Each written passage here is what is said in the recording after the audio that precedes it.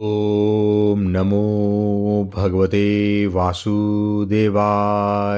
भागवत पुराण दशम स्कंद 79वां अध्याय। बलवल का उद्धार और बलराम जी की तीर्थ यात्रा। श्री सुखदेव जी कहते हैं, परीक्षित, पर्व का दिन आने पर बड़ा भयंकर अंधड़ चलने लगा। धूल की वर्षा होने लगी और चारों ओर से पीव की दुर्गंध आने लगी। इसके बाद यज्ञशाला में बलवल दानव ने मल मूत्र आदि अपवित्र वस्तुओं की वर्षा की। तदंतर हाथ में त्रिशूल लिए वह स्वयं दिखाई पड़ा। उसका डिल डौल बहुत बड़ा था, ऐसा जान पड़ता था मानो ढेर का ढेर कालिक इकट्ठा कर दिया गया हो। उसकी चोटी और दाढ़ी मूछ तपे हुए तांबे के समान लाल लाल थी। बड़ी बड़ी दाढ़ों और भौं के कारण उसका मुंह बड़ा भयावना लगता था। उसे देखकर भगवान बलराम जी ने शत्रु सेना की कुंदी करने वाले मुसल और दैत्यों को चीर फाड़ डालने वाले हल का स्मरण किया। उनके स्मरण करते ही वे दोनों शस्त्र तुरंत वहां आ पहुंचे। बलराम जी ने आकाश में विचरने वाले वलवल दैत्य को अपने हल के अगले भाग से खींचकर उस ब्रह्मद्रोही के सिर पर बड़े क्रोध से एक मूसल कसकर जमाया, जिससे उसका ललाट फट गया। वह खून उगलता तथा आर्त स्वर से चिल्लाता हुआ धरती पर गिर पड़ा। ठीक वैसे ही जैसे वज्र की चोट खाकर गेरू आदि से लाल हुआ कोई पहाड़ गिर पड़ा हो। नैमिषारण्यवासी महाभाग्यवान मुनियों ने बलराम जी की स्तुति की और उन्हें कभी न व्यर्थ होने वाले आशीर्वाद दिए। और जैसे देवता लोग देवराज इंद्र का अभिषेक करते हैं, वैसे ही उनका अभिषेक किया। इसके बाद ऋषियों ने बलराम जी को दिव्य वस्त्र और दिव्य आभूषण दिए तथा एक ऐसी वैजंती माला भी दी जो सौंदर्य का प्रतीक, सौंदर्य का आश्रय एवं कभी न मुरझाने वाले कमल पुष्पों से युक्त है। तदंतर नैमिषारण्यवासी ऋषियों से विदा होकर उनके आज्ञानुसार बलराम जी ब्राह्मणों के साथ कौशिकी नदी के तट पर आए। वहां स्नान करके वे उस सरोवर पर गए जहां से सरयू नदी निकली है। वहां से सरयू के किनारे किनारे चलने लगे, फिर उसे छोड़कर प्रयाग आए और वहां स्नान तथा देवता ऋषि एवं पितरों का तर्पण करके वहां से पुलहाश्रम गए। वहां से गंडकी, गोमती तथा विपाशा नदियों में स्नान करके वे सोन नद के तट पर गए और वहां स्नान किया। इसके बाद गया में जाकर पितरों का वसुदेव जी के आज्ञानुसार पूजन यजन किया। फिर गंगा सागर संगम पर गए। वहां भी स्नान आदि तीर्थ कृत्यों से निवृत्त होकर महेंद्र पर्वत पर गए। वहां परशुराम जी का दर्शन और अभिवादन किया। तदंतर सप्त गोदावरी, वेना, पंपा और भीमरथी आदि में स्नान करते हुए स्वामी कार्तिक का दर्शन करने गए तथा वहाँ से महादेव जी के निवास स्थान श्रीशैल पर पहुँचे। इसके बाद भगवान बलराम ने द्रविड़ देश के परम पुण्यमय स्थान वेंकटाचल बालाजी का दर्शन किया और वहाँ से वे कामाक्षी, शिवकाक्षी, विष्णु कांची होते हुए तथा श्रेष्ठ नदी कावेरी में स्नान करते हुए पुण्यमय श्रीरंग क्षेत्र में पहुँचे। श्रीरंग क्षेत्र में भगवान विष्णु सदा विराजमान रहते हैं। वहाँ से उन्होंने विष्णु भगवान के क्षेत्र ऋषभ पर्वत, दक्षिण मथुरा तथा बड़े बड़े महापापों को नष्ट करने वाले सेतु बंध की यात्रा की। वहाँ बलराम जी ने ब्राह्मणों को 10,000 गौएं दान की। फिर वहाँ से कृतमाला और ताम्रपर्णी नदियों में स्नान करते हुए वे मलय पर्वत पर गए।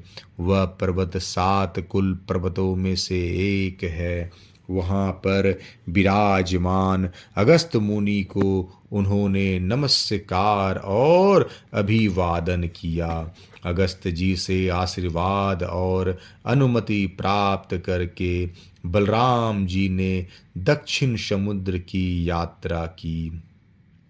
वहाँ उन्होंने दुर्गा देवी का कन्याकुमारी के रूप में दर्शन किया।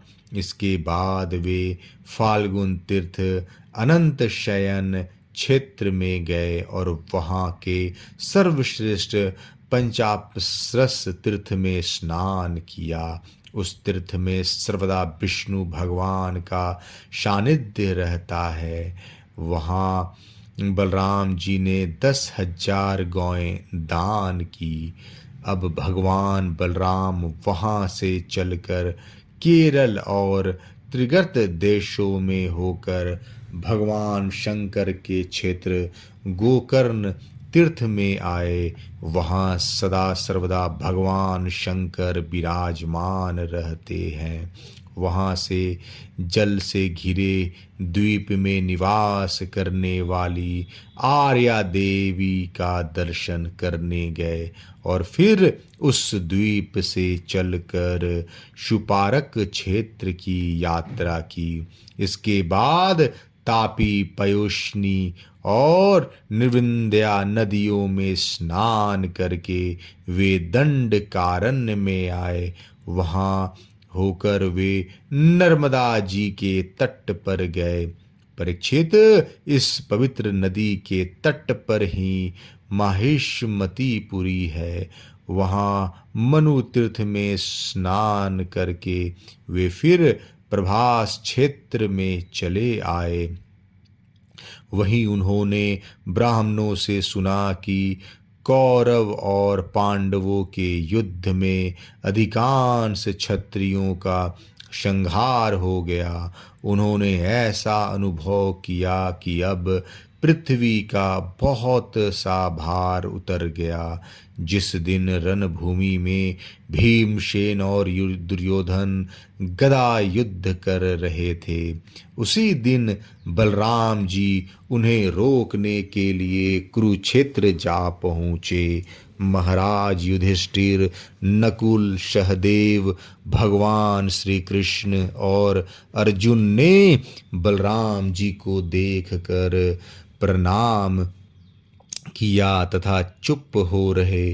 वे डरते हुए मन ही मन सोचने लगे कि ये न जाने क्या कहने के लिए यहाँ पधारे हैं। उस समय भीमसेन और दुर्योधन दोनों ही हाथ में गदा लेकर एक दूसरे को जीतने के लिए क्रोध से भरकर भांति भांति के पैतरे बदल रहे थे। उन्हें देखकर बलराम जी ने कहा, राजा दुर्योधन और भीमसेन, तुम दोनों वीर हो, तुम दोनों में बल पौरुष भी समान है। मैं ऐसा समझता हूँ कि भीमसेन में बल अधिक है और दुर्योधन ने गदा युद्ध में शिक्षा अधिक पाई है। इसलिए तुम लोग जैसे समान बलशालियों में किसी एक की जय या पराजय नहीं होती दिखती। अतः तुम लोग व्यर्थ का युद्ध मत करो, अब इसे बंद कर दो। परीक्षित, बलराम जी की बात दोनों के लिए हितकर थी, परंतु उन दोनों का वैर भाव इतना दृढ़ मूल हो गया था कि उन्होंने बलराम जी की बात न मानी। वे एक दूसरे की कटुवाणी और दुर्व्यवहारों का स्मरण करके उन्मत्त से हो रहे थे। भगवान बलराम जी ने निश्चय किया कि इनका प्रारब्ध ऐसा ही है, इसलिए उसके संबंध में विशेष आग्रह न करके वे द्वारका लौट आए। द्वारका में उग्रसेन आदि गुरुजनों तथा अन्य संबंधियों से बड़े प्रेम से आगे आकर उनका स्वागत किया। वहां से बलराम जी फिर नैमिषारण्य क्षेत्र में गए। वहां ऋषियों ने विरोध भाव से युद्ध आदि से निवृत्त बलराम जी के द्वारा बड़े प्रेम से सब प्रकार के यज्ञ कराए। परीक्षित, सच पूछो तो जितने भी यज्ञ हैं वे बलराम जी के अंग ही हैं, इसलिए उनका यह अनुष्ठान लोक संग्रह के लिए ही था। सर्वसमर्थ भगवान बलराम ने उन ऋषियों को विशुद्ध तत्व ज्ञान का उपदेश किया, जिससे वे लोग इस संपूर्ण विश्व को अपने आप में और अपने आप को सारे विश्व में अनुभव करने लगे। इसके बाद बलराम जी ने अपनी पत्नी रेवती के साथ यज्ञांत स्नान किया और सुंदर सुंदर वस्त्र तथा आभूषण पहनकर अपने भाई बंधु तथा स्वजन संबंधियों के साथ इस प्रकार शोभायमान हुए, जैसे अपनी चंद्रिका एवं नक्षत्रों के साथ चंद्रदेव होते हैं। परीक्षित, भगवान बलराम स्वयं अनंत हैं। उनका स्वरूप मन और वाणी के परे हैं। उन्होंने लीला के लिए ही यह मनुष्यों का सा शरीर ग्रहण किया है। उन बलशाली बलराम जी के ऐसे ऐसे चरित्रों की गिनती भी नहीं की जा सकती। जो पुरुष अनंत सर्वव्यापक अद्भुत कर्मा भगवान बलराम जी के चरित्रों का साय प्रातः स्मरण करता है, वह भगवान का अत्यंत प्रिय हो जाता है। 79वां अध्याय समाप्त। जय श्री कृष्णा।